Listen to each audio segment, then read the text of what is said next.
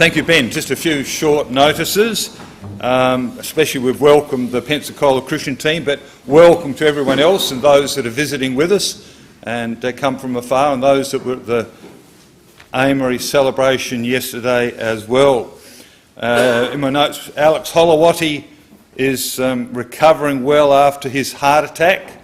I've put up on the back board there's a picture of Calvary Hospital in Canberra with a big crane taking the cross down. So I hope that will get some of your hearts stirring and burning.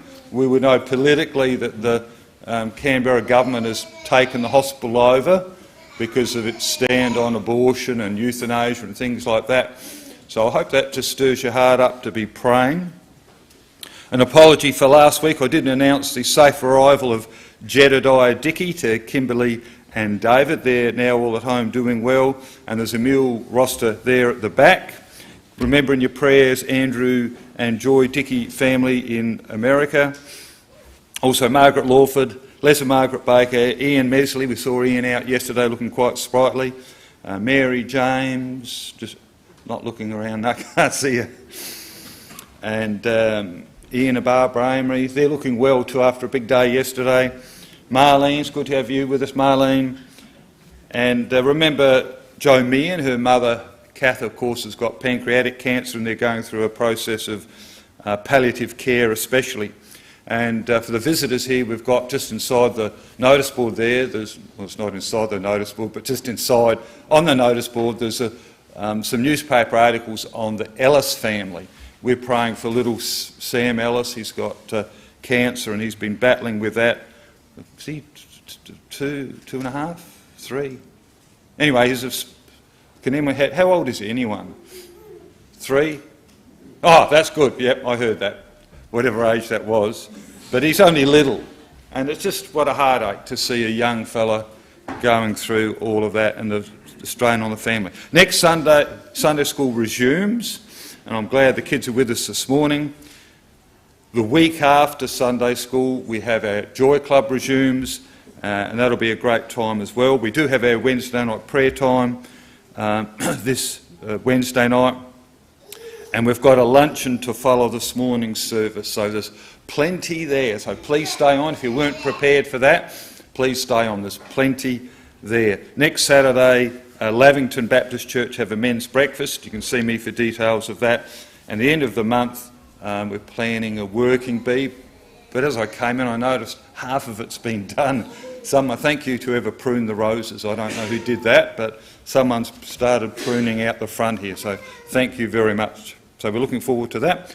I'll hand across to John Cerrone. We've known John for a number of years. Can you tell us about the college, and do you have an over here, come on down. Good to have you with us. Thank you. Appreciate it.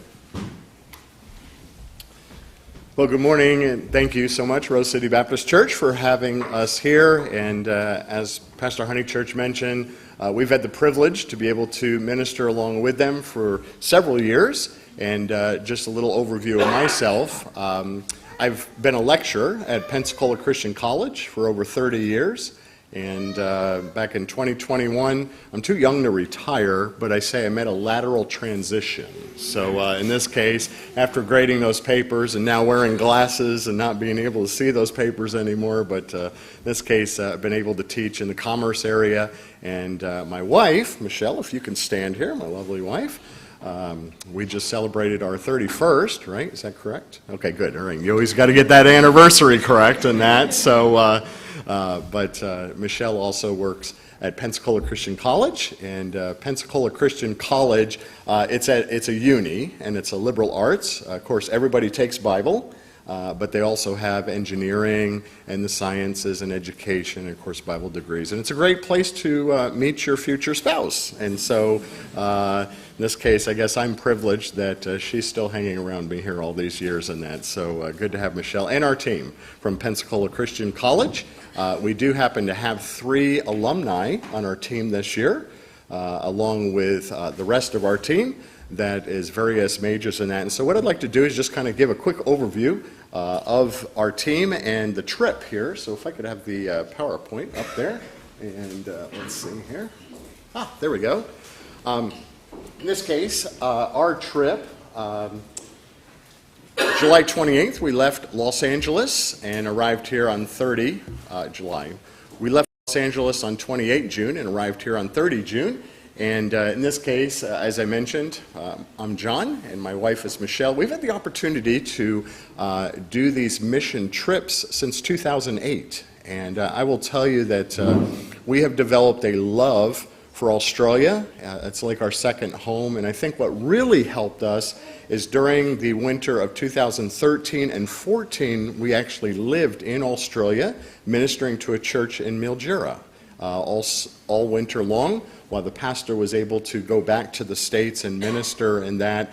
And I think at that point, that's when this trip, the love of you all, the Australia Sights and Sounds went from here to my heart. And so once we heard that Australia had opened back up, we had chatted with a pastor last winter from Perth. And as soon as he said, everything's open, I looked at my wife, and then I got busy on the computer typing up a proposal saying, we want to come back. So here we are, and thank you for having us. Well, as far as our team, this is our team here. And again, just a great group. Every year, my wife and I we were like, oh, this is our best team. And we don't like to compare teams, but just every year, just the Lord just blesses us. And we have just been blessed with the fellowship and just the gifts, to see our team member use the gifts that God has given them. And that is, so thank you again for allowing us to worship with you this morning. As far as our trip, we do have really 3 goals in this trip. Number 1, we would like to see the gospel go out in power, plant seeds, and to see folks saved.